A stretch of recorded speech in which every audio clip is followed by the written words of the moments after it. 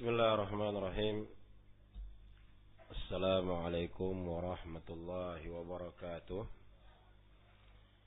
Alhamdulillah hamdan katsiran tayyiban mubarakan fih kama yuhibbu rabbuna wa yardah.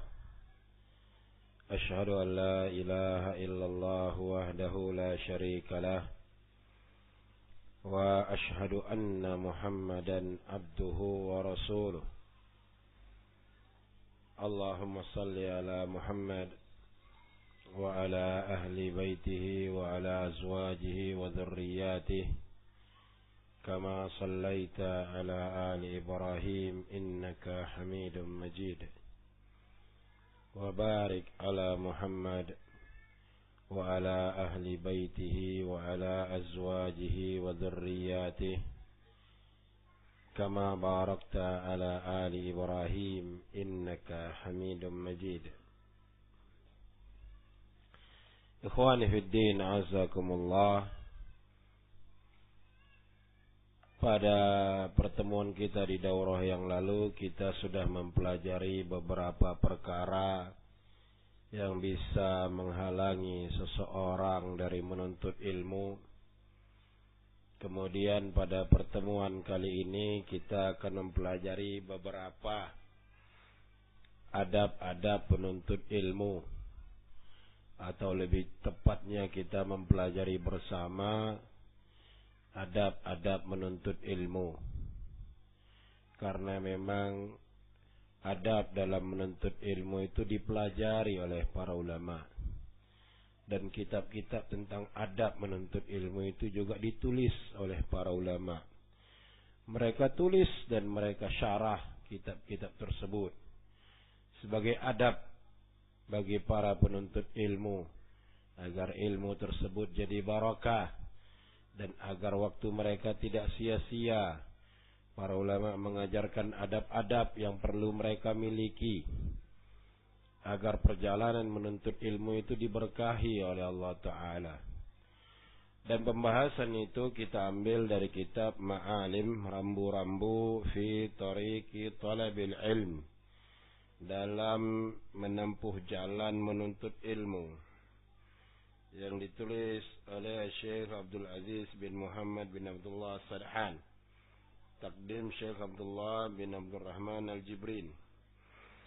Kita masuk di perkara pertama dari adab penuntut ilmu adalah al-ikhlas. Kata ikhlas ini adalah perkara yang paling pertama bagi penuntut ilmu. Kalau kita buka kitab Arba'in Nawawi, kita akan dapati hadis pertama adalah masalah ikhlas, innamal a'malu binniyat. Ketika kita buka juga Riyadhus Shalihin, kita dapati itu innamal a'malu binniyat. Kita buka Sahih Bukhari, kita dapati itu juga hadis duluan. Padahal bab dalam Sahih Bukhari itu bab Badul Wahyi, bab permulaan wahyu. Apa hubungannya innamal a'malu binniyat dengan bab turunnya wahyu? Gak ada hubungannya.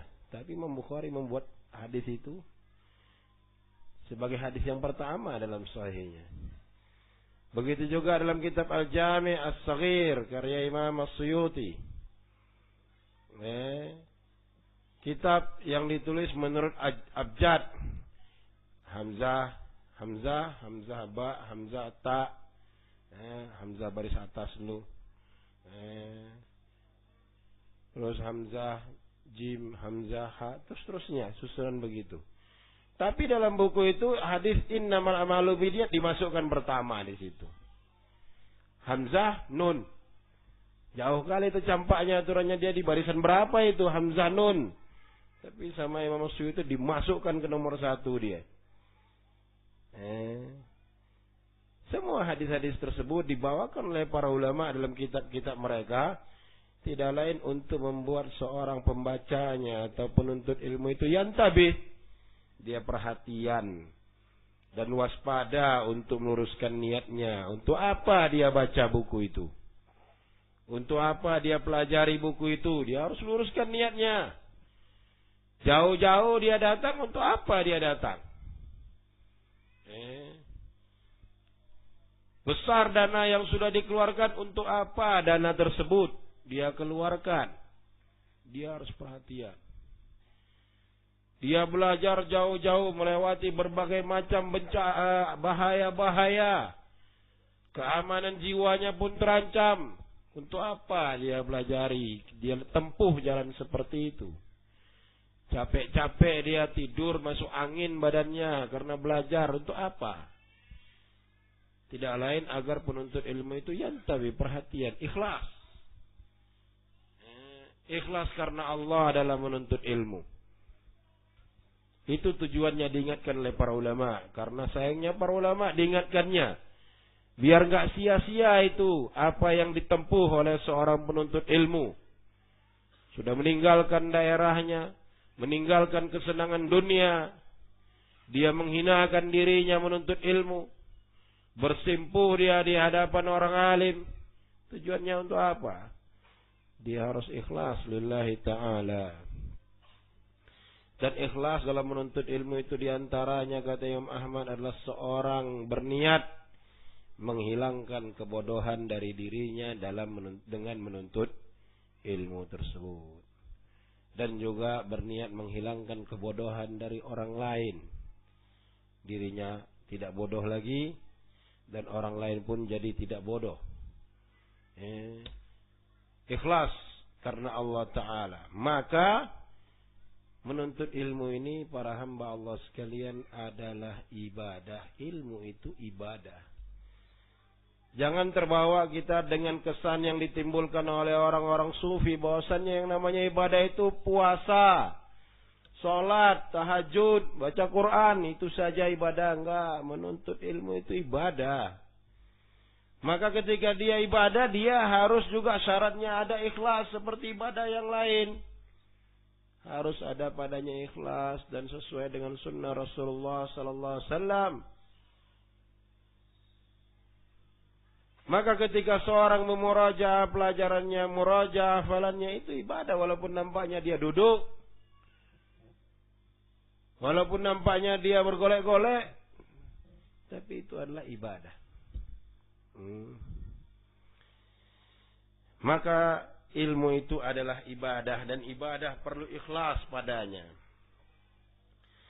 Kata beliau di halaman 66, hendaknya ketika kita pergi ke halaqah-halaqah ilmu, dan duduknya kita di sana dan pulangnya kita dari halaqah-halaqah tersebut, itu harus ikhlas karena mengharap wajah Allah.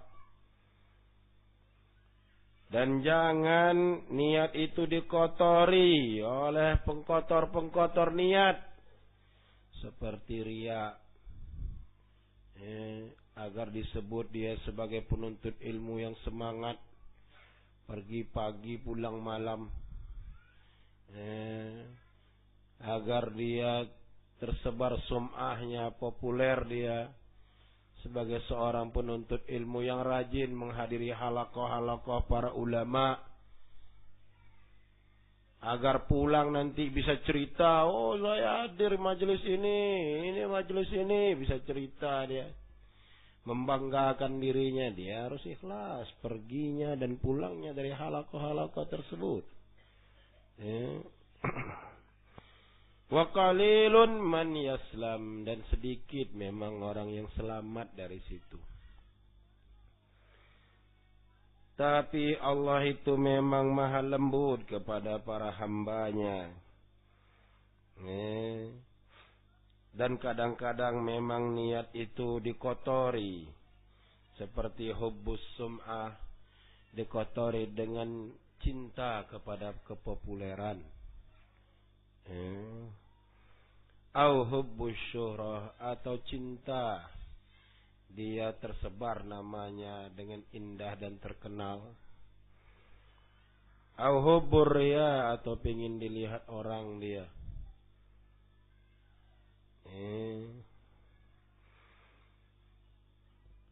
Tapi seorang hamba kalau dia bersungguh-sungguh menolak itu semuanya, sambil dia merendahkan dirinya kepada Allah, berbaik sangka kepada Allah, maka Allah akan permudah baginya.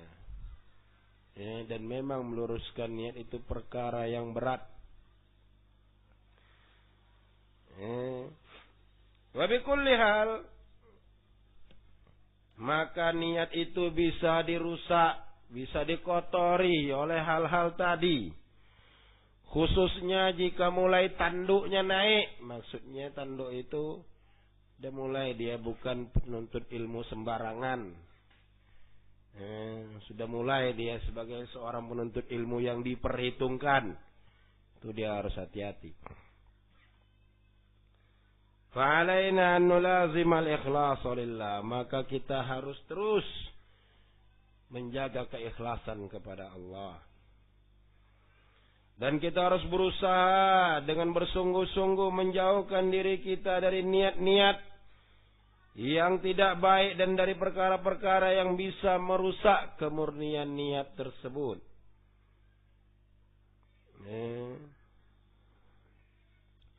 Dan bila Allah telah melihat itu dari kita dan kita jujur dalam menuntut ilmu, maka kita akan melihat dari Allah kemudahan insyaallah.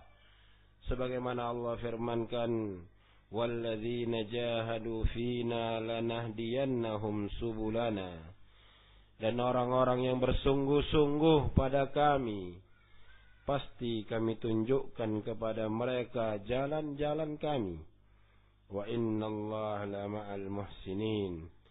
Dan sesungguhnya Allah sungguh bersama orang-orang yang berbuat ihsan. Surat Al-Ankabut ayat 69.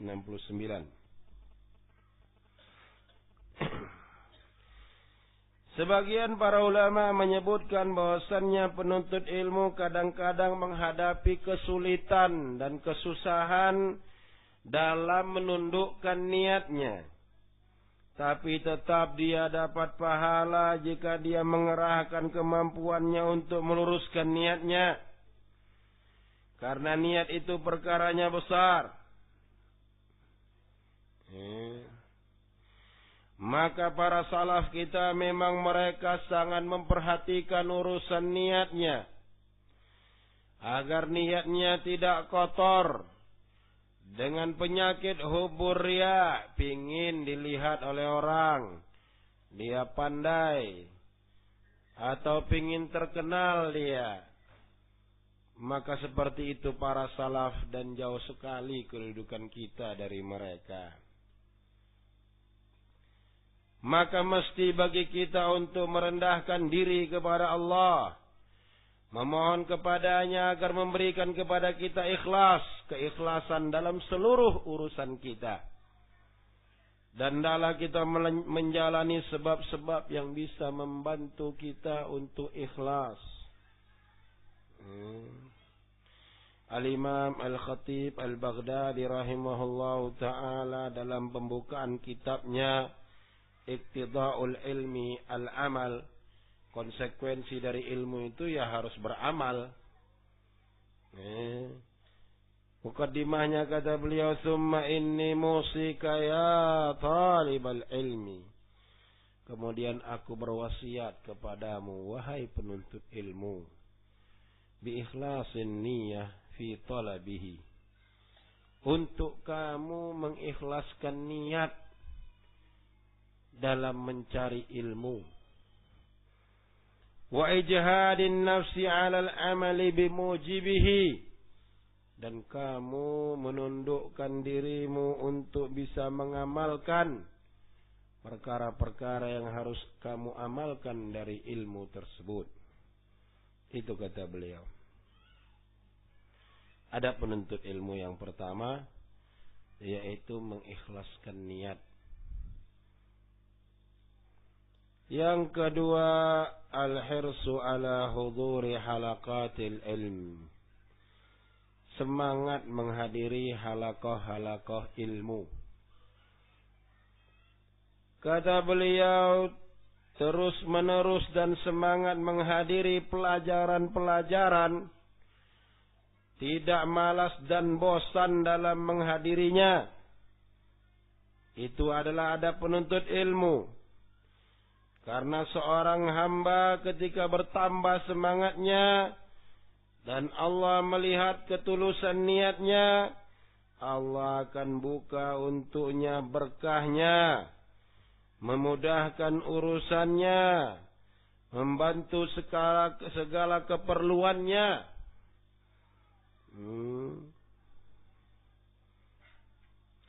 Wa alaina alla nastakthir ma hadarana min halaqatil ilm. Oleh karena itu kita jangan merasa sudah banyak sekali halaqah yang kita hadiri.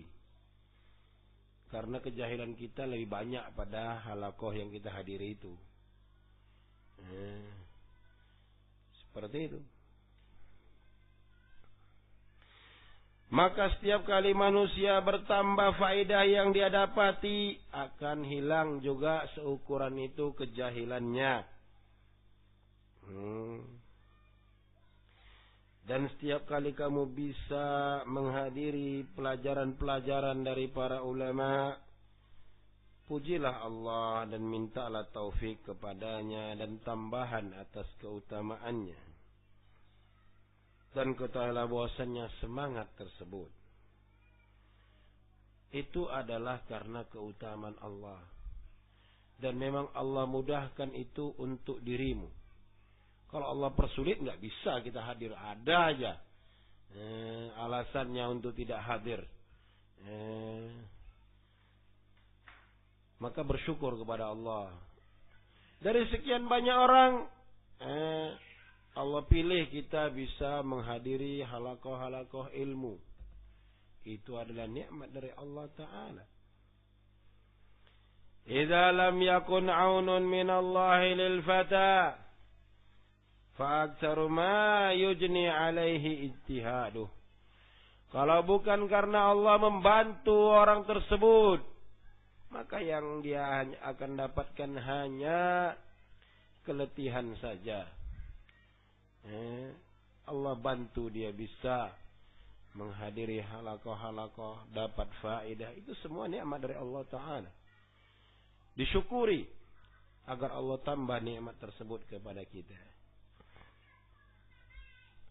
Bila Allah menyerahkan dirimu kepada dirimu saja, tidak dibantu oleh Allah, maka kamu tidak akan berada di atas kebaikan. Maka bersyukurlah, pujilah Allah, semangatlah kamu, jangan sampai kamu malas menghadiri dars, pelajaran-pelajaran tersebut selama kamu masih bisa menghadirinya. Contohnya adalah Sa'lab Abul Abbas, namanya Ahmad, termasuk dia dari ulama dalam hal lughah bahasa. Dia berkomentar tentang Ibrahim Al-Harbi. Kata dia, ma faqadtu Ibrahim al-Harbi min majlisi nahwin aw lughatin 50 sana. Aku tidak pernah luput dari majlisnya Ibrahim al-Harbi. Apakah itu majlis nahwunya atau majlis bahasanya? 50 tahun aku enggak pernah absen sedikit pun dari halaqahnya. 50 tahun. Awak baru daurah 2 hari udah cari alasan mau pulang lagi. Cari alasan untuk enggak hadir. Seperti itu.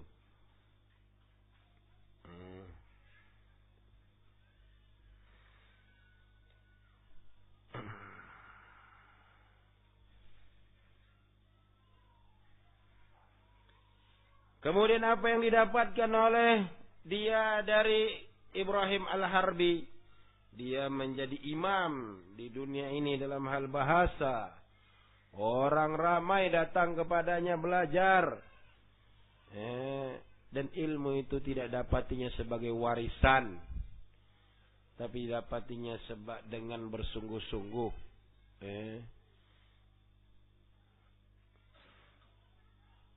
Dan alangkah indahnya ucapan Imam Ahmad ketika Abul Haris berkata, sami'tu Abu Abdillah yaqul.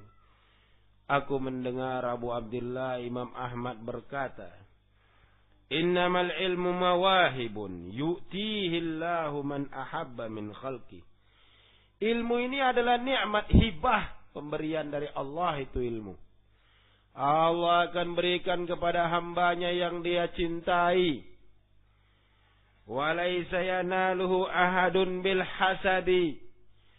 Orang mendapatkan ilmu itu bukan karena garis keturunan. Keturunan ulama dia terus mesti pula dia dapat ilmu dari bapaknya yang ulama itu, enggak. Walau kana li'illatil hasab, kalau ilmu itu karena garis keturunan, tentu orang yang paling pantas berilmu itu adalah ahlul bait Nabi. Tapi ketika ahlul bait Nabi malas dia belajar hadis, ya enggak dapat dia hadis. Seperti itu. Itu kata Imam Ahmad. Anak ulama ya kok malas dia belajar ya enggak dapat. Ketika Imam Malik melihat anaknya Yahya keluar dari rumah dan di ujung bajunya itu kam itu di sini ada jauz. Jauz ini banyak artinya, mungkin artinya adalah bekas dari sarang al-hammam. Hamam itu merpati. Asyik main merpati dia, kata Imam Malik. Alhamdulillahilladzi lam yaj'al hadzal ilma mirasan. Segala puji bagi Allah yang tidak menjadikan ilmu ini sebagai barang warisan. Tapi dia harus didapat dengan menuntut ilmu. Kalau anaknya malas belajar ya enggak dapat. Seperti itu. Ibnu Abi Hatim dengan ayahnya Abu Hatim, bapak dan anak sama-sama cari ilmu. Seperti itu mereka belajar. Sampai buang air pun bapaknya dia harus di luar itu membacakan hadis. Kalau salah diketuk bapak dalam dok-dok, salah itu sanadnya itu.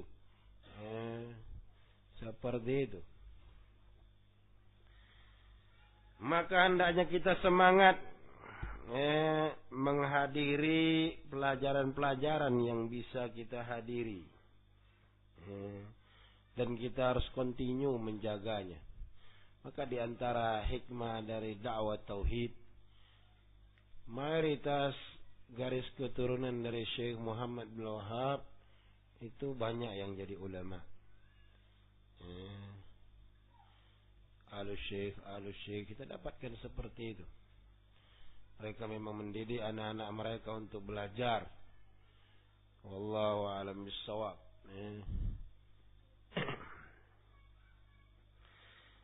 Al-Askari menyebutkan bahwasannya Abul Hasan Al-Qurhi berkata, Kuntu ahduru majlisa Abi Hazim yaumal jum'ati bil ghadati min ghairi ayyakuna dars. Aku menghadiri majlis Abu Hazim di hari Jumat di pagi hari, padahal di situ enggak ada pelajaran. Jumat pun aku datang di situ. Li'alla anqudha 'adati 'anil hudur, agar kebiasaanku hadir itu enggak putus. Enggak ada pelajaran pun datang deh. Seperti itu. Karena dia harus membiasakan dirinya hadir. Kalau udah sekali absen, oh sedap rasanya. 2 kali, 3 kali, terus akhirnya selanjutnya ketagihan dia absen.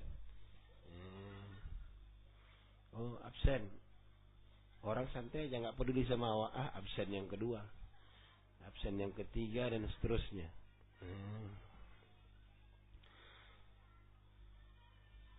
Perhatikan semangat dan kesungguhan ini. Beliau meninggalkan waktu santainya dan lebih mementingkan keperluan dirinya. Dan dia berusaha mendidik dirinya selama mampu untuk itu, agar dia terbiasa dan semangat. Dan jiwa manusia itu sebagaimana kata seorang penyair, an-nafsu katifli.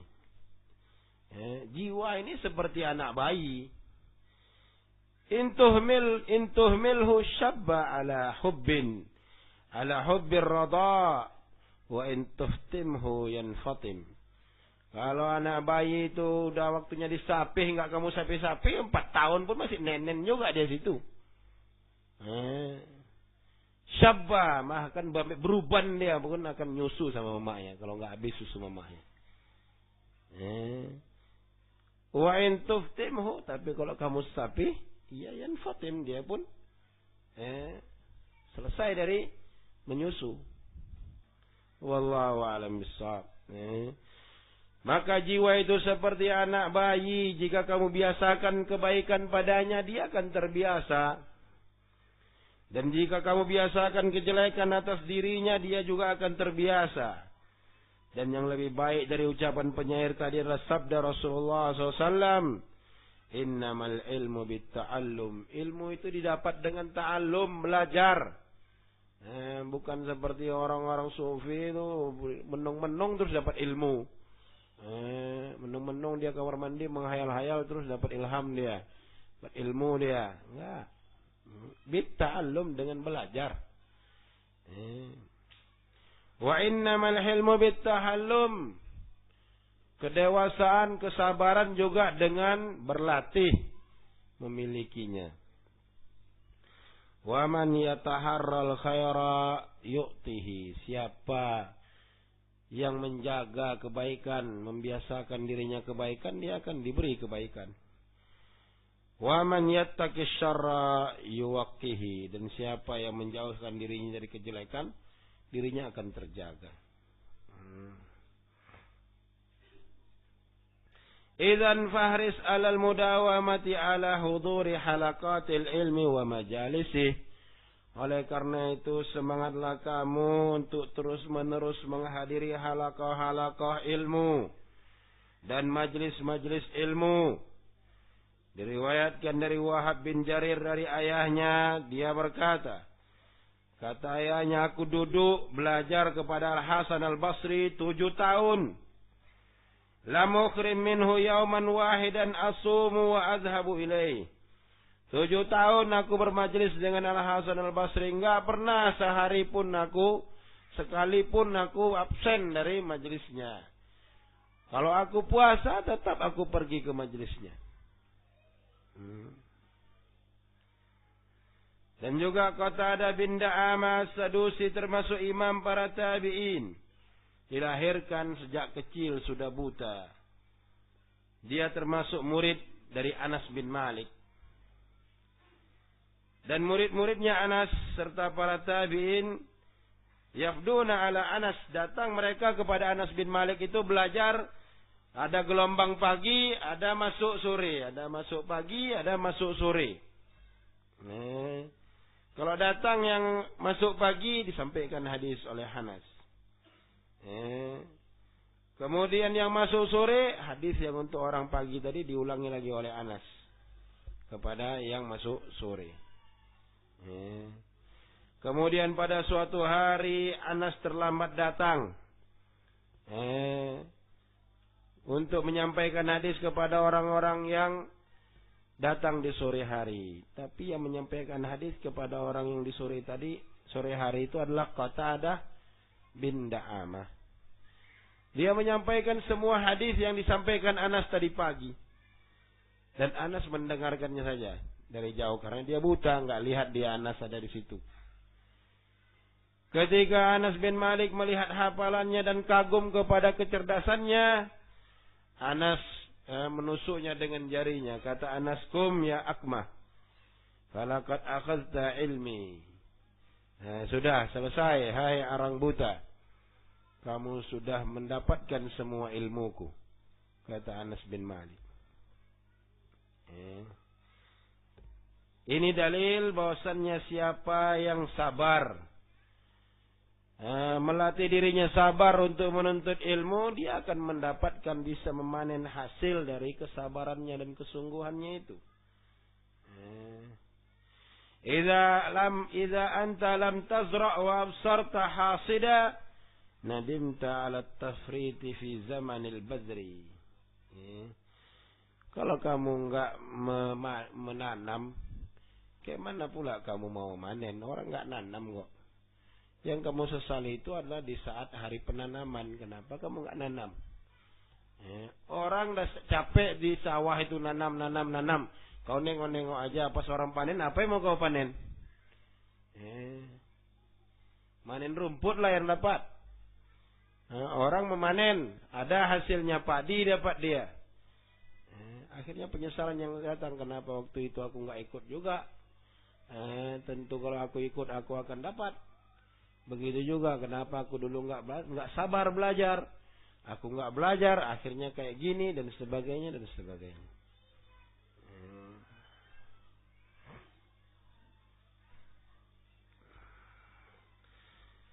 Kadang-kadang ada orang yang berkata, aku terus continue menghadiri halaqah seorang syekh. Aku terus nggak bosan-bosannya aku terus hadir ke situ. Aku setiap selesai dari halaqah nggak paham satu pun dari pelajaran syekh itu. Kayak mana itu? Maka katakan kepada orang itu, ilmu itu tidak dapatkan kecuali dengan kesungguhan dari orang yang mencarinya. Memang kadang-kadang orang itu mengalami saat-saat futur dan malas. Tapi hendaknya dia membiasakan dan mendidik dirinya untuk kebaikan dan mohon kepada Allah pertolongan. Itu yang pertama kali, minta kepada Allah. Minta tolong agar dijadikan faham tentang pelajaran-pelajaran. Kemudian dia bermuzakarah dengan kawan-kawannya. Muzakarah, nggak paham kenapa orang ketawa terpaksa juga awak ketawa. Kalau nggak ketawa awak nampak kali nggak tahu. Allah alam bisawab. Muzakarah, bertanya dengan akronnya, orang-orang yang sama belajar dengan dia. Perkara yang ketiga, al-hirsu ala tabkiri ilal halaqah, semangat berpagi-pagi ke halaqah. Pagi-pagi sudah duduk di situ standby. Wa adamu ta'khur, jangan telat. Bahkan hendaklah dia mendahulukan halaqah itu daripada yang lain. Nyuci-nyuci nanti itu. Bisa siap dars itu nyuci. Bahkan hendaklah dia dijadikan halaqah itu asas, dasar, dan yang selain itu hanya pengikut saja.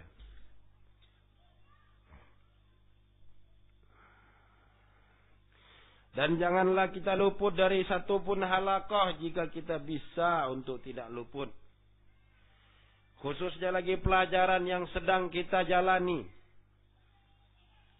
Dan syekh yang jangan luput kita dari syekh yang kita belajar kepada dia. Mulazamah, membacakan hadis, dibacakan hadis kepada kita. Karena dengan dia cepat-cepat hadir, itu faidahnya lebih mencakup. Manfaatnya lebih banyak. Oleh karena itu ada orang yang berkata kepada Asy-Sya'bi rahimahullah, min aina laka hadzal ilmu kulluhu? Dari mana kamu dapat ilmu sebanyak ini? Kata beliau, binafil i'timad was-sayri fil bilad wa sabrin ka sabril himar wa bakurun ka bakuril ghurab, yaitu dengan tidak bersantai-santai menempuh perjalanan di kota ini. Jalan dia pagi-pagi, dia jalan dia ke majelis itu, ke majelis gurunya, jalan dia pagi-pagi, dan bersabar seperti sabarnya keledai, dan berpagi-pagi keluar seperti keluarnya gagak di pagi hari. Pagi-pagi dia keluar, seperti itu dia belajar. Dari kitab Ar-Rihlah fi Thalabil Hadis. As-Sam'ani menceritakan dari Al-Far'ani, dia berkata, kami mendengar hadis dari Abdus Samad bin Al-Fadl, jadi gurunya Abdus Samad. Wa kana al-babu mughlaqan dunana, dan pintu ditutup selain kami, enggak ada di ruangan itu. Faja'a insanun faqara al-bab. Kemudian datang orang mengetuk pintu. Wa a'nafa fil qar'i waddaq. Dia ngetuknya kuat-kuat, gedebuk. Kata Abdus Samad kepada salah seorang kami, "Kum fandur, kamu itu lihat tuh siapa di luar. In kana min ashabir ra'yi faftah lahu al-bab." Kalau dia dari ashabur ra'yi, mungkin maksudnya ashabul fikih, yang belajar fikih, boleh buka pintu untuk dia. Wa in kana min ashabil hadis fala taftah lahu al-bab. Kalau dia pelajar pencari hadis, enggak usah buka pintu untuk dia. Tengok dulu. Dia gerombolan mana ini yang tamu ini? Yang telat ini. Maka kata seorang dari kami, bukankah kalau sahibul hadis itu dia yang lebih pantas dibukakan pintu untuknya? Kata murid-muridnya. Kok ini kalau dia sahibul hadis jangan buka pintu? Loh, kan bukan dia yang sepantasnya, dia yang dibukakan pintu. Kata Abdus Samad, enggak. Ashabur ra'i aula. Yang belajar fikih itu lebih pantas untuk dibukakan. Lianna hadza amalu ashabil hadis. Karena datang pagi-pagi itu adalah kerjaannya ashabul hadis. Ini kok ada ashabul hadis telat? Itu bukan ashabul hadis itu. Gitu kata beliau. Falima lam yubakir, kalau dia memang grupnya ashabul hadis, kenapa dia enggak datang dari pagi? Walaysa huwa amalu ashabir ra'i fayu'dzarun. Kalau ashabur ra'i datang telat itu ada uzur memang. Tapi kalau ashabul hadis dia harus datang cepat-cepat kata beliau. Maka bila seorang manusia membiasakan dirinya berpagi-pagi dalam menghadiri pelajaran, maka dia akan mendapatkan pahala di akhirat. Pahala akhirat dengan dapat salawat malaikat atas dirinya, turun ketenangan atas dirinya, dan di saat itu juga dia lebih dekat kepada muhaddis tadi, di depan dia duduk. Dan dia orang yang paling bagus akhlaknya, dan tentu dia lebih gampang mendapat faedah karena di masa lalu nggak ada pengeras suara. Orang belakangan itu salah catat itu lebih besar kemungkinan dibanding di depan. Kalau sekarang bisa lah, awak duduk paling datang duduk dekat speaker itu bisa dengar. Zaman dulu dia harus dekat-dekat.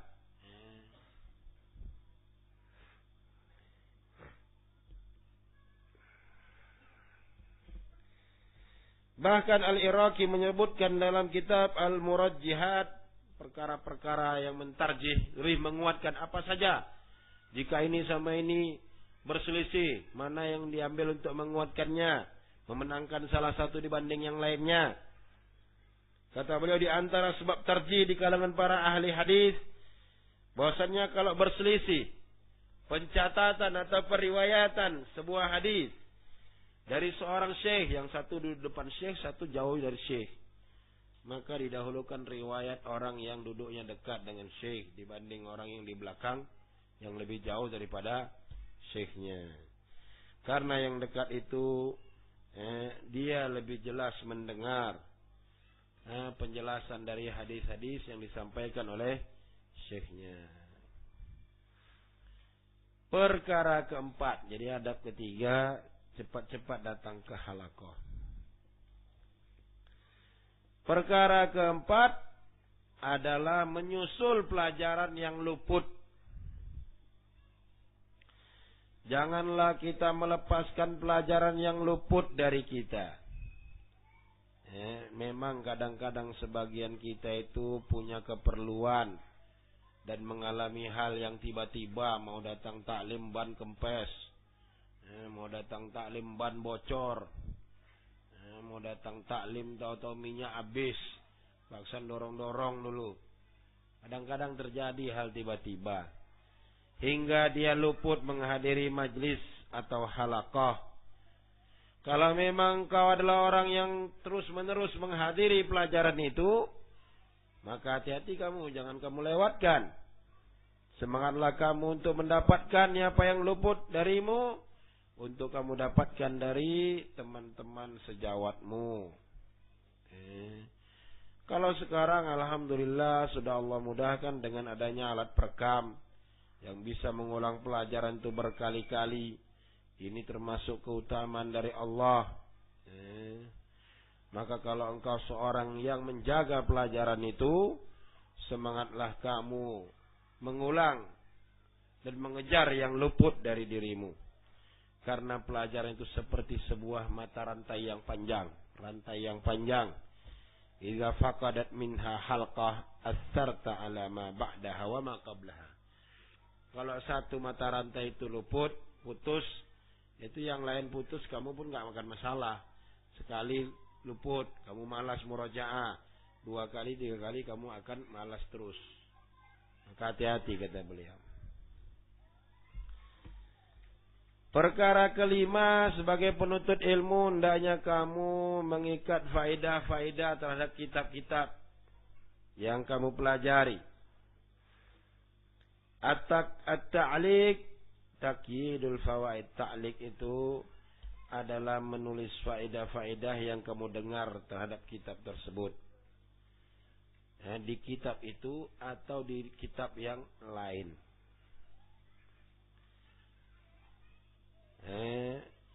Cara seperti ini kalau seorang ingin memurojaahnya itu akan lebih mudah. Dia lebih tahu tentang kitab tersebut. Wallahu a'lam bishawab.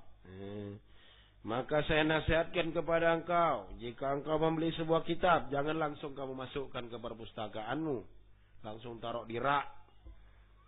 Tapi kamu buka dulu, kamu baca dulu, apa itu isinya. Minimal kamu baca itu daftar isinya. Oh, ini masalah ini ada di kitab ini, begini. Itu akan mempermudah kamu untuk mengenal isi kitab tersebut. Kadang-kadang sebagian kita sudah beli kitab, ditanya ada kitab ini enggak tahu, lupa dia kitabnya karena enggak akrab dengan kitabnya. Padahal kitab itu ada di hadapannya, masalah itu ada di hadapannya, tapi dia enggak tahu.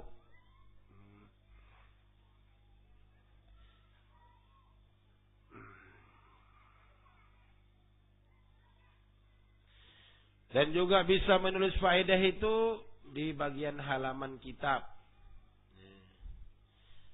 Beli kitab ini tanggal sekian, bulan sekian, tahun sekian, harganya sekian. Tahu-tahu 2 tahun itu dibuka, sekarang harganya udah sekian. Catat di kitab itu, kitab ini dipelajari dari tanggal sekian sampai tanggal sekian. Dicatat di kitab itu. Ada masalah apa, dikasih catatan. Sebagian penuntut ilmu dia punya lem-lem yang ditaruh di atas itu. Jadi bukunya itu kalau antum lihat ada warna-warni di atasnya. Itu tanda.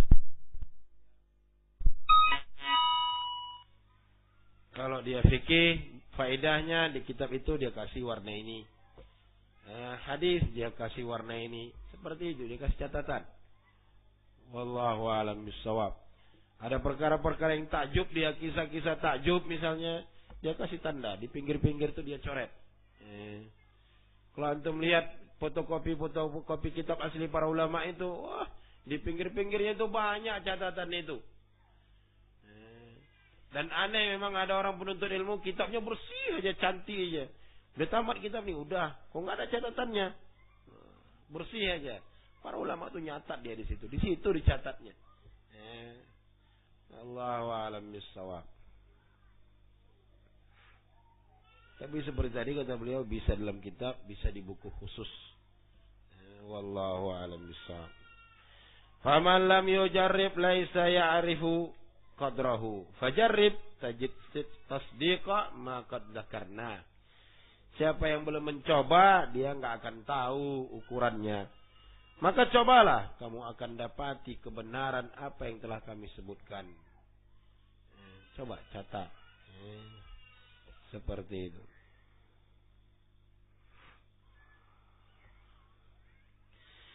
Bila kamu membaca sebuah kitab, apakah kepada syekh atau kamu baca dengan bacaan yang cepat, semangatlah kamu untuk mencatat apa yang kamu dengar dari syekh atau apa yang kamu baca dari faedahnya. Waktu belajar ini syekh itu ada cerita masalah gini, catat di pinggirnya. Kalau kamu, oh ya pernah saya catat itu, tinggal balik-balik saja. Nggak perlu dibaca dari awal sampai akhir kitab tersebut.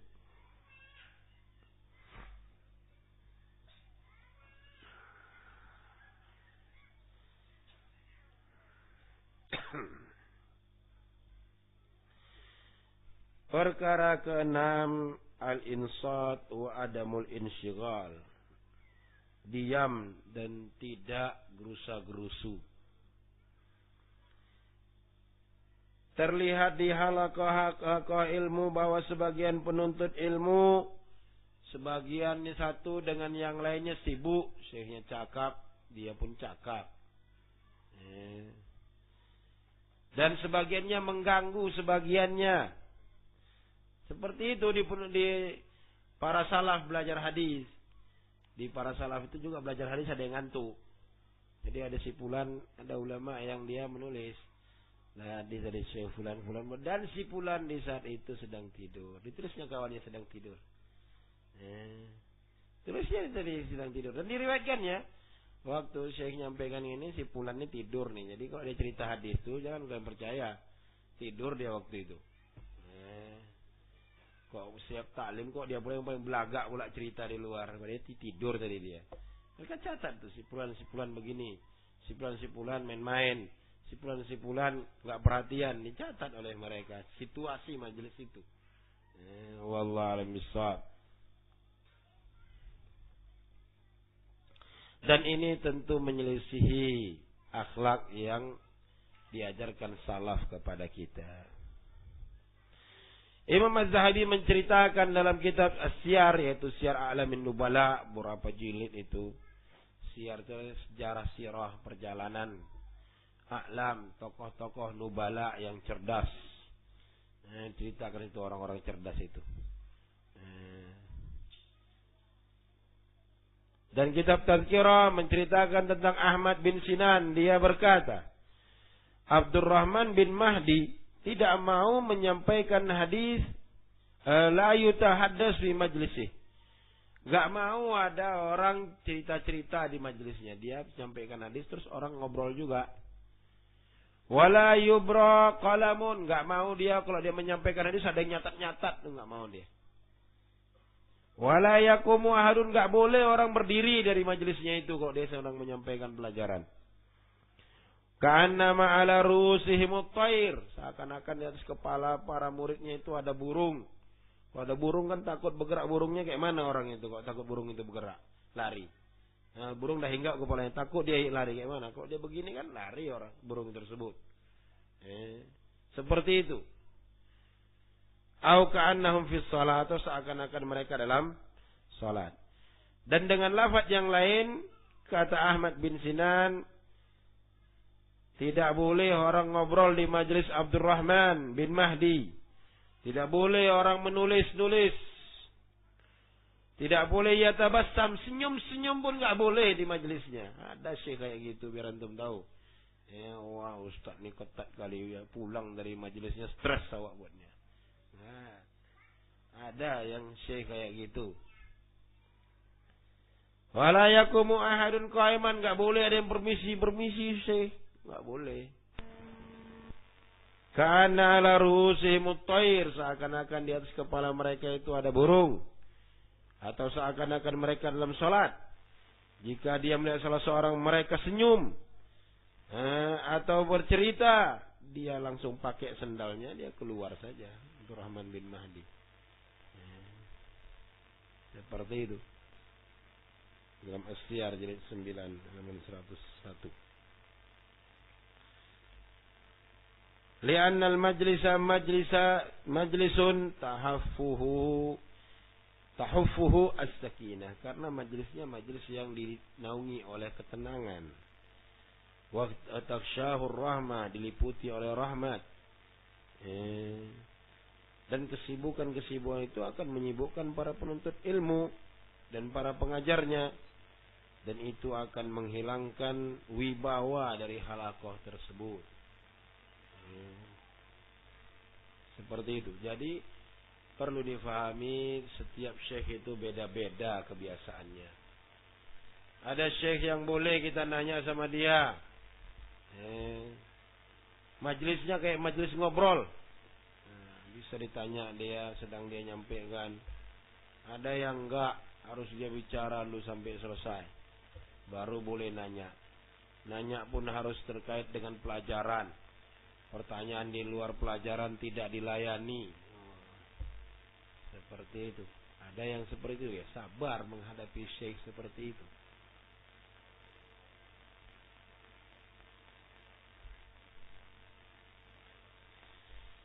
Perkara ketujuh,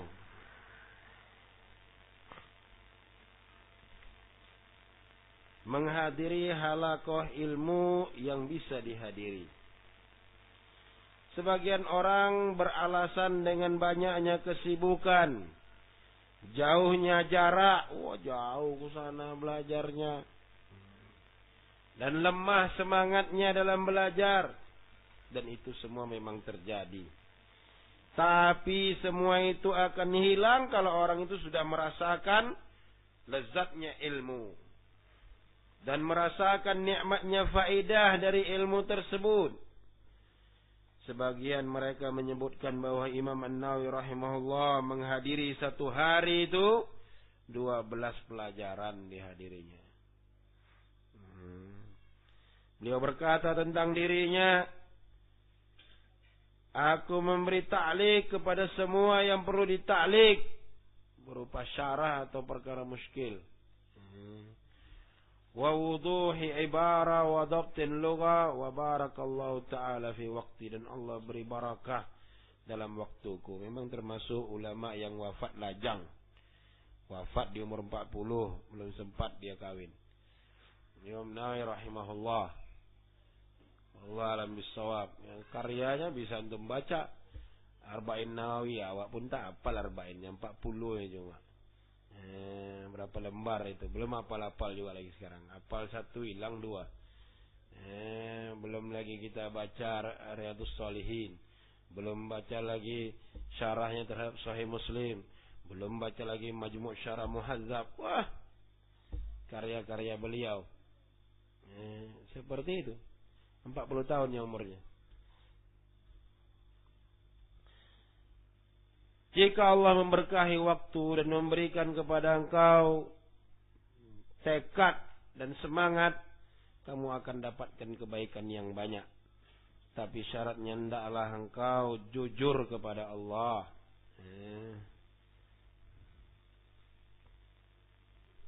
Dan kalau engkau meremehkan majlis dan menyepelekannya, maka nanti kamu akan menyesal, menggigit jari penyesalan terhadap perbuatanmu.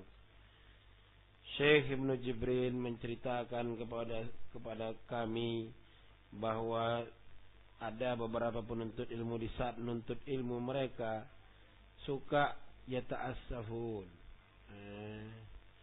suka malas-malasan. Akhirnya mereka menyesali pelajaran-pelajaran para syekh yang enggak sempat mereka ikuti, yang mereka tinggalkan itu. Allah alam bisawab. Dulu pernah ada orang di masa Syekh Mukbil hidup, dari Inggris dia datang, dia ke Jogja. Cerita dia, saya sudah dari Yaman. Saya hadir majelis Syekh sekian waktu, tapi ya majelisnya begini, enggak mantap, kata dia. Terus nasihati oleh Ustaz, pasti ente akan menyesal ente tinggalkan itu majelis Syekh Mukbil cuma gara-gara alasan seperti itu. Enggak berapa lama dia telepon, "Afwan ya akhi, betul kata ente, memang itu adalah tindakan yang enggak baik. Anak sekarang udah payah lagi masuk ke Yaman. Udah payah masuk, mau balik udah payah lagi. Allah alam bisawab. Seperti itu.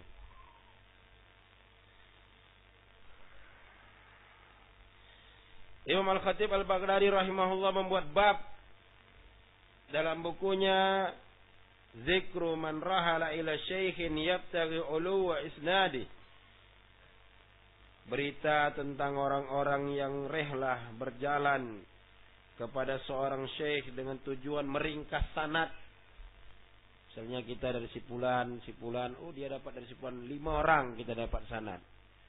Padahal orang ketiga masih hidup, kita bisa potong 2. Maka mereka potong 2, masih hidupnya itu bisa kejar dia sana. Nah, jadi nggak panjang, nggak repot kali nanti murid itu akan menghafal dari kita. Panjang kali. Mereka cari ulus sanad yang pendek. Mereka cari itu. Oh masih hidupnya bisa dikejar-kejar. Famata qabla zafrit talib minhu bibulughi muradih. Tapi dia sudah meninggal sebelum sampainya dia kepada apa yang dia inginkan. Ketika rehlah itu meninggal dia. Niatnya baik biar murid-muridnya nanti umat itu nggak capek menghafalnya. Padahal bisa dipotong 2 atau 3 orang. Wallahu a'lam bishawab.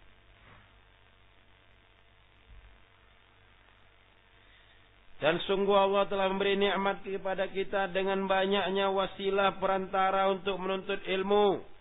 Seperti kitab-kitab, kaset-kaset, sekarang CD. Orang baca Quran 30 juz itu entah berapa lama. Dulu kalau mengerekam pakai kaset ngantuk-ngantuk ngerekamnya, sekarang tinggal colok aja, 5 menit dan terpindah aja semuanya. Dikasih kemudahan oleh Allah. Tapi tetap kamu harus tahu, kamu harus hadir ke halaqah. Apalagi misalnya kalau kita punya radio, mudah-mudahan Allah mudahkan. Rencana punya radio. Sebagian daerah yang punya radio itu malas ikhwan yang ngaji. Ini kejadian. Di rumah aja lah, setel aja radio. Sama ya sama ngaji sana. Seperti itu. Atau mungkin kita belum dikasih radio karena khawatir kalau ada radio jadi malas ngaji enggak? Allah alam bisawab. Tapi kamu tetap harus hadir. Jangan kamu malas menghadiri halaqah-halaqah itu. Karena menghadiri halaqah itu ada pahalanya. Kalau kamu hadir ke halaqah itu sama kamu sedang beribadah. Dan sholat dan para malaikat bersolawat atas dirimu.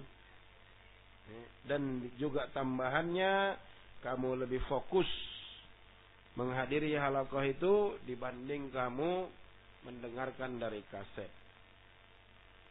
Dan kamu tahu bahwasannya melihat itu lebih ablagh, lebih mantap dan lebih tertancap dalam jiwa dibanding sekedar mendengar.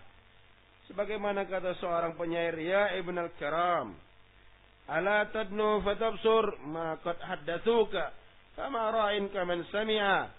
Wahai anak mulia, anak orang mulia, kenapa kamu tidak mendekat? Kamu bisa melihat apa yang mereka ceritakan kepadamu. Karena orang yang melihat tentu tidak sama dengan orang yang mendengar. Seperti itu, wah syekh itu begini, awak dengar ya tenganga aja, tentu nggak sama dengan orang yang hadir ke situ. Bisa bertanya dan bisa melihat syekhnya. Dan lebih baik pada ucapan penyair tadi adalah sabda Rasulullah sallallahu alaihi wasallam, laisal khabaru kal muayanah. Tidak sama itu berita dengan pandangan mata. Apa yang terlihat oleh mata tentu enggak sama. Lebih mantap yang terlihat oleh mata. Maka menghadiri halaqah wa muzahamatul ulama, mengerumuni ulama, wa talabatul ilmi birrukab, menuntut ilmu dengan bersimpuh, wal qurbu min ahlil ilm, mendekat diri kepada para ulama, yakhtalifu ikhtilafan aziman, tentu berbeda sekali dengan perbedaan yang besar dibanding sekedar mendengar ucapannya di kaset atau yang sejenisnya. Perkara kedelapan, hati-hati dari putus asa dalam menuntut ilmu. Kadang-kadang sebagian kita menghadiri dars pelajaran sebagian syekh dalam waktu yang lama. Dia menyatakan syekh sudah mensyarah kitab riba, telah mensyarah kitab hudud, hukum-hukum, telah mensyarah kitab nikah dan tolak, tapi enggak saya faham kecuali sedikit saja. Kata beliau benar. Itu terjadi pada banyak orang. Tapi bersamaan dengan itu ilmu setiap kali seorang mengulangnya, setiap kali dia murajaah, dia akan dapatkan faedah, hilang itu kemuskilan tersebut. Kata Imam Ahmad rahimahullah, perhatikan ini Imam Ahmad. Ala jalalati qadri wa fadlih. Begitu hebatnya Imam Ahmad. Siapa yang enggak kenal Imam Ahmad? Begitu hebatnya beliau, mulianya. Dia cerita tentang dirinya. Makastu fi kitabil haidi tis'a sinin hatta fahimtu. Aku itu lama mempelajari kitab masalah haid 9 tahun. Sampai paham aku. Kitabul haid. Orang dengar kasetnya cukup 2 jam dah selesai kaset itu. Tapi enggak, dia pingin faham masalah haid. 9 tahun beliau makastu, aku diam membahas, mempelajari itu masalah haid itu. Itu Imam Ahmad 9 tahun. Sabar beliau, tidak putus asa. Maka kita jangan berkeluh kesah dan jangan putus asa. Memang Allah berikan kepada manusia akal dan kecerdasan. Tapi kecerdasan itu juga berkembang dan bertambah dengan kebiasaan. Biasa diasah dia, ya tajam dia. Jalan, kata orang tua kita apa dulu? Pasah jalan karena dilalui, lancar kaji karena diulang. Jalan tuh rumput tuh kok pijak jadi jalan itu rumput tuh. Pematang sawah tuh dipijak-pijak lewat semua orang situ di kampung itu jadi jalan itu. Nggak ada rumput yang tumbuh itu. Nah, kaji begitu juga diulang lancar dia. Maka setiap kali manusia itu membiasakan dirinya dengan suatu kebiasaan, dirinya akan terbiasa dengan kebiasaan tersebut.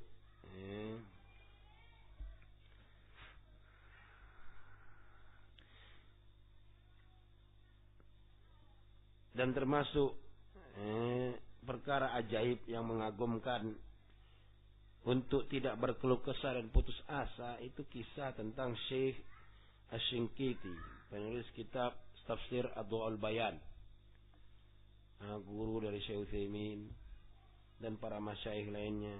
Dia cerita tentang dirinya. Dia sebutkan di muqaddimah tafsirnya bahwasannya syekhnya pernah mensyarah sebuah masalah. Falam tattadih lahu, dia enggak faham. Orang Arab yang ngerti bahasa Arab enggak faham. Udah lama mengaji enggak faham juga dia. Tidak aku jelas masalah itu bagiku. Aku pulang ke rumahku, aku membahasnya, dan pembantuku terus di dekat kepalaku memegang lampu untuk menerangi. Dan terus aku membahas sambil minum asyahil akhdar, teh hijau. Hatta marra salasata arba'il yaum, sampai lewat itu 3/4 hari. Ila antala al-fajr, sampai terbit fajar hari itu, barulah hilang muskilah itu, masalah itu dariku. Enggak tidur dia untuk menyelesaikan masalah tersebut. Waqtafaitu an huduri darsi syekh fil yaumil akhir fi muqabil ma hassaltu min al-ilm. Perhatikan kata beliau bagaimana beliau menghabiskan waktunya untuk satu masalah.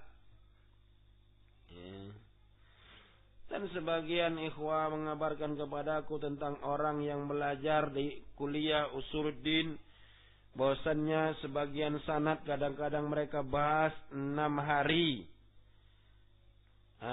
atau 7 hari mereka membahas dari kitab-kitab biografi para rawi tersebut. Yang lebih menakjubkan lagi ya hadis tentang Syekh Albani membahas tentang hadis hukum emas melingkar dalam kitab Adabuz Zifafnya. Ketika beliau keluarkan buku Adabuz Zifaf, beliau berpendapat bahwasannya emas melingkar bagi wanita enggak boleh, cincin enggak boleh. Berangkatlah dari Yaman Abul Hasan Al-Misri atau Abul Hasan Al-Ma'ribi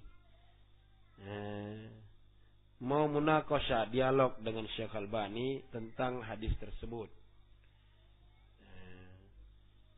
Dalam kaset itu kata Syekh Albani, berapa waktu yang sudah kamu habiskan untuk dialog dengan saya?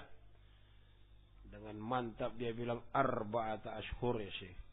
Atau 6 ashhur, 4 atau 6 bulan. Saya merojaah ini hadis ini. Kata Syekh, 4 bulan. Aku merojaah hadis ini 13 tahun. Baru sekarang aku keluarkan di buku nih, kata Syekh Albani. 13 tahun kemana itu? Berapa bulan itu? Gak laku. Kalau kamu ingin menyerang dari sini, maka jawabannya begini, begini, begini.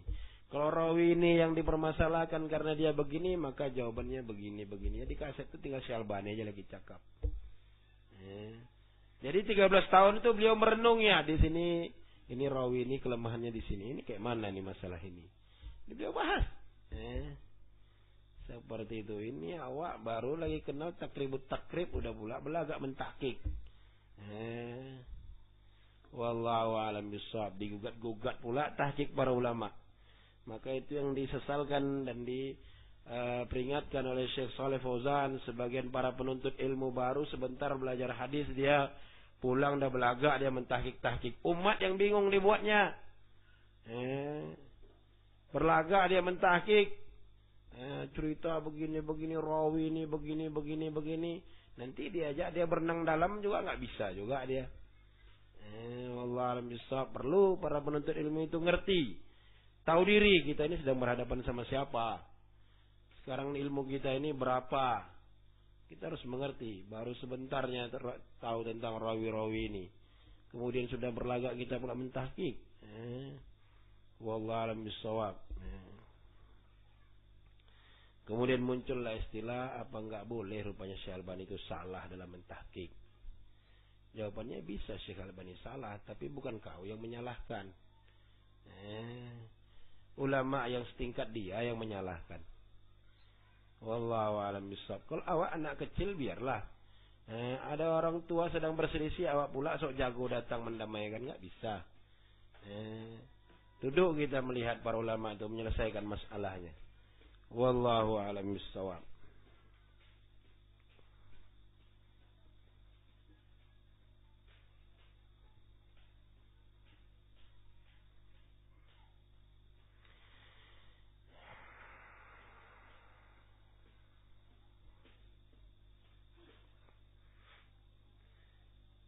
Maka kata beliau, jangan kamu malu. Kalau kamu luput, ya kamu bertanya. Enggak jelas kamu tanya walaupun dia lebih muda daripada kamu.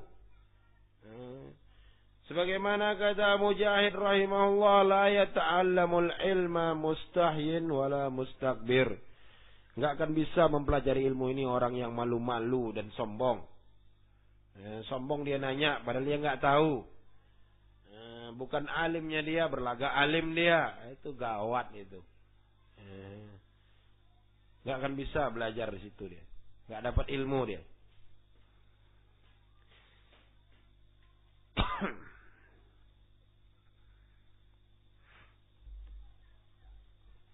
Perkara ke-9, adamul muqata'ah. Jangan kamu memutus pelajaran dari seorang syekh.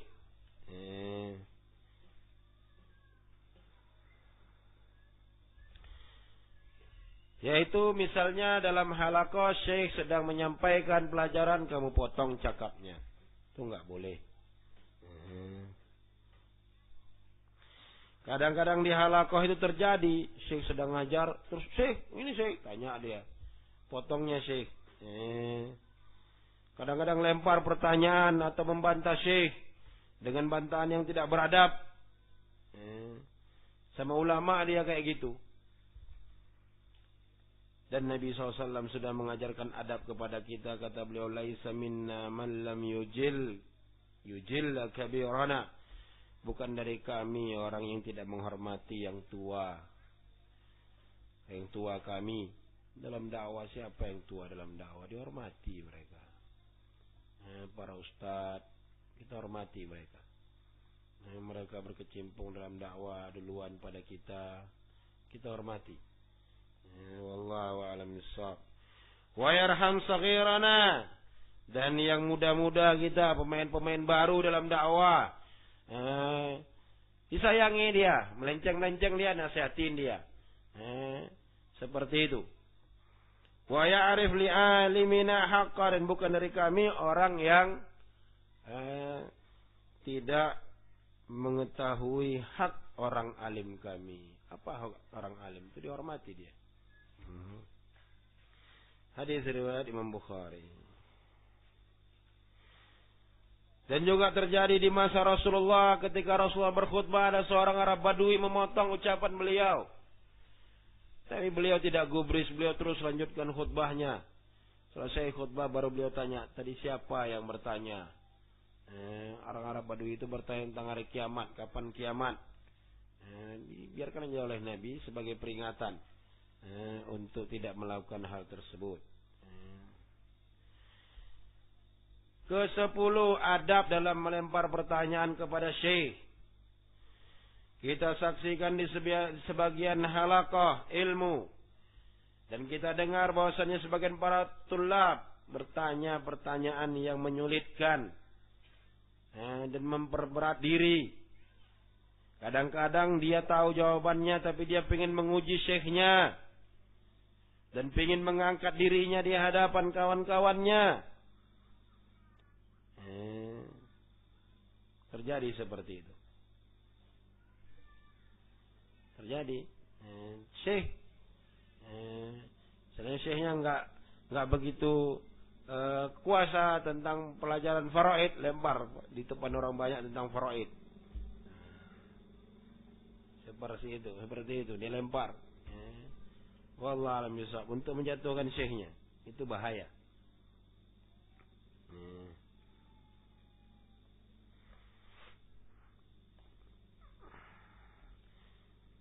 Kadang-kadang memang niat si penanya itu bagus, tapi tetap orang alim itu memberikan adab. Terjadi di masa Imam Malik. Ada orang bertanya, wahai Imam, masalah ini bagaimana? Terus dijawab oleh Imam Malik dengan pendapat Zaid bin Thabit. Terus orang itu bertanya, orang itu namanya Ismail binti Asin. Loh, masalah ini kalau Ali bin Abi Thalib dan Ibnu Mas'ud pendapatnya kayak mana? Maka Imam Malik berisyarat kepada Al-Hajabah, pengawal. Mereka tangkap aku, mereka keluarkan dari majelis. Terus pengawalnya balik, ini kayak mana nih buku orang ini sama botol tintanya ini kayak mana? Kata Imam Malik, cari dia dengan lembut. Nanti bawa dia kepadaku. Maka aku dibawa bersama pengawal Imam Malik, berjumpa. Kata Imam Malik, kamu orang mana? Kata aku orang Kufa. Ini Madinah. Kufa, orang Kufa datang ke Madinah. Kata Imam Malik, min aina khallaftal adab? Dari mana kamu dapat adab seperti itu? Kataku, innama zakartuka li astafid. Aku tadi muzakarah denganmu untuk ambil faedah saja. Kata Imam Malik, Ali bin Abi Thalib dan Abdullah bin Mas'ud itu sahabat yang utama, enggak ada yang mengingkarinya. Tapi orang Madinah ini mereka mengamalkan pendapat Zaid bin Thabit. Maka kalau kamu berada di satu kaum, kamu memulai masuk kepada mereka dengan perkara yang mereka tidak kenal, maka mereka akan menyikapi engkau dengan perkara yang tidak engkau sukai. Di sini pendapatnya Zaid bin Sabit yang berlaku di Madinah. Kamu dari Kufah, murid dari Ali bin Abi Thalib dan juga sahabat Ibnu Mas'ud, di sana mereka ngajar. Kamu dari sana datang kemari, dua sahabat ini berbeda dengan sahabat ini. Kamu harus ngerti melihat situasi. Wallahu a'lam bishawab. Itu kata Imam Malik. Kalau ada yang menyatakan apa nggak boleh kita munaqashah dialog dengan syekh, kata beliau telas boleh, tapi dialoglah dengan adab, khususnya kepada syekh, karena dialog dengan para syekh itu juga ada adab yang sesuai bagi mereka. Dan juga janganlah kau bertanya pertanyaan yang kamu sudah tahu jawabannya, kamu ingin menampakkan dirimu sebagai orang yang hebat dan merendahkan yang lain. Karena ini membuat kamu akan haram mendapatkan ilmu tersebut.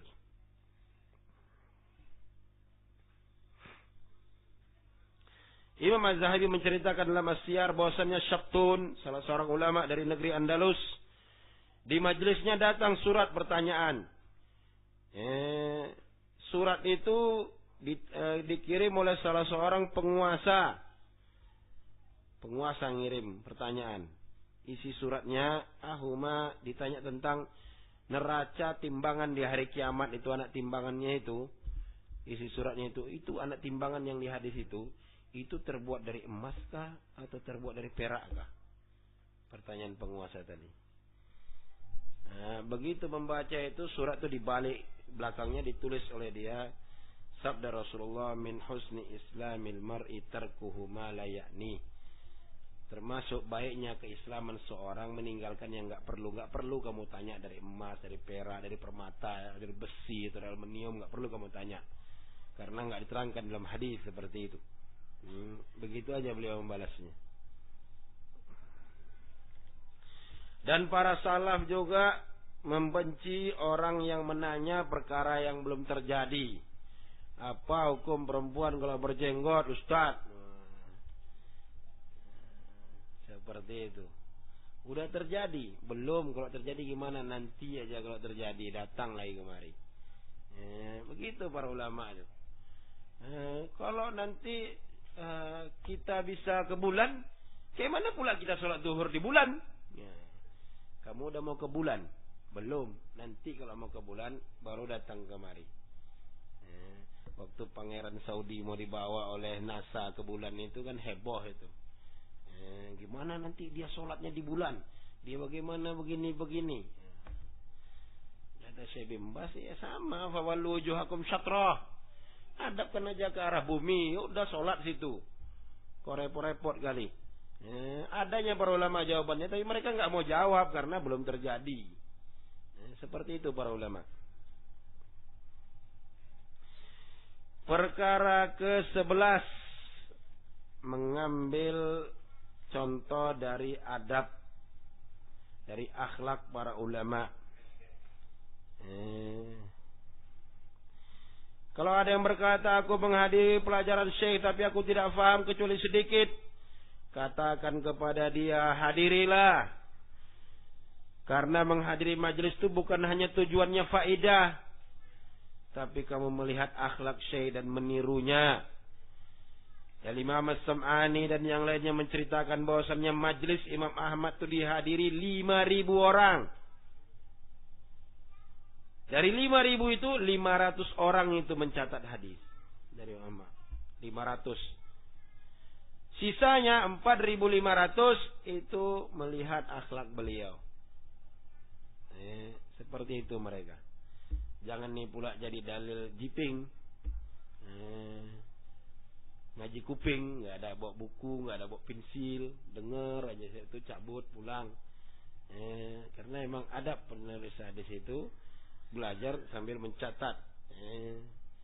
Nabi katakan, kata sahabat, "Aqayyidal ilma bil kitab." Apakah aku catat, ikat ilmu itu dengan kitab, tulisan? Kata Nabi, "Qayyidul ilma bil kitabah." Ikatlah ilmu dengan kitabah, dengan tulisan. Imam Syafi'i dalam nuniyahnya, dalam diwannya menyatakan qayyidul ilma bil kitabah, ikatlah ilmu dengan kitabah. dengan tulisan. Faminal hamaqati an tasida azilatan fatatrukuha bainan nasi taliqatan.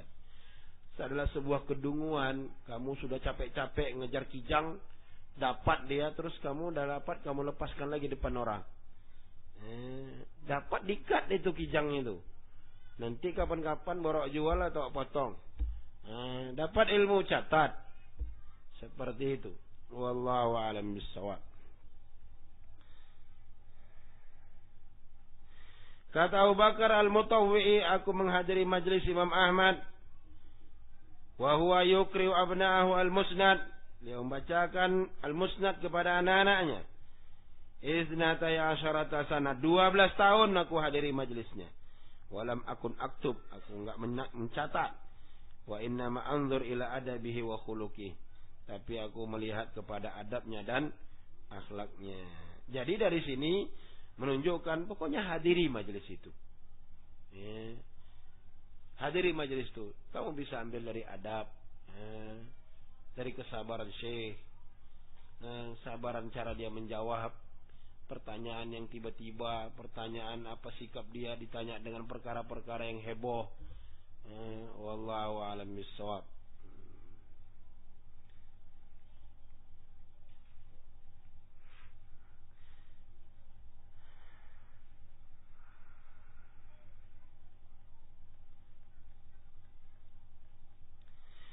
Dan selayaknya juga penuntut ilmu jangan dia putus menziarahi para ulama.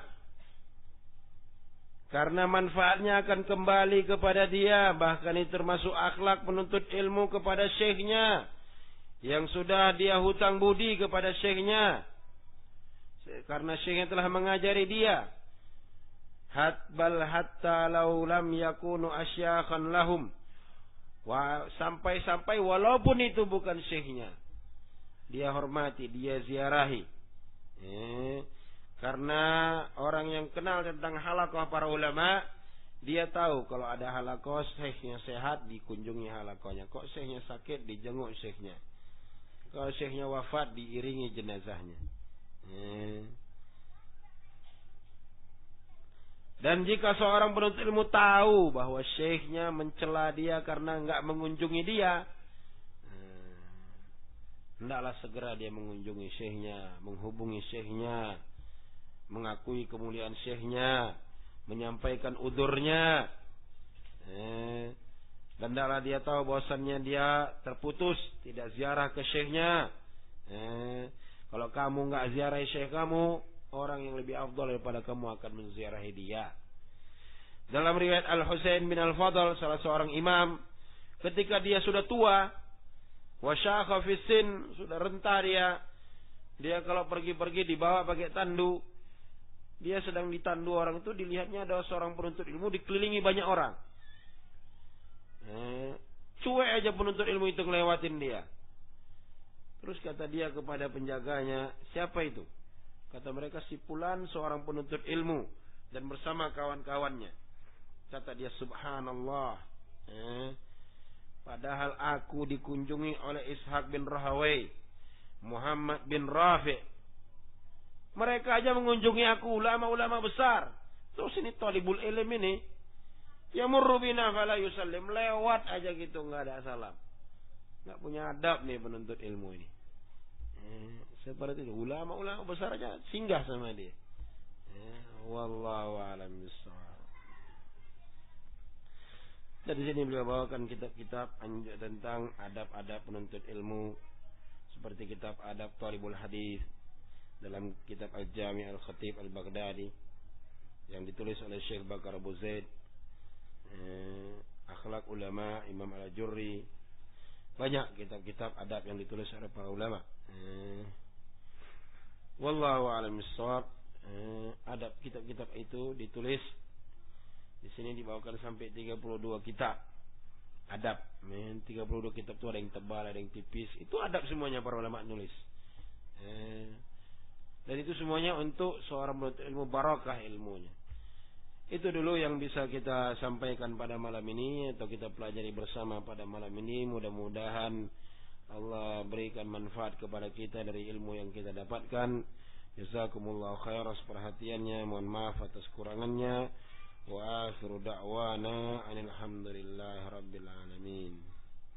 Jazakum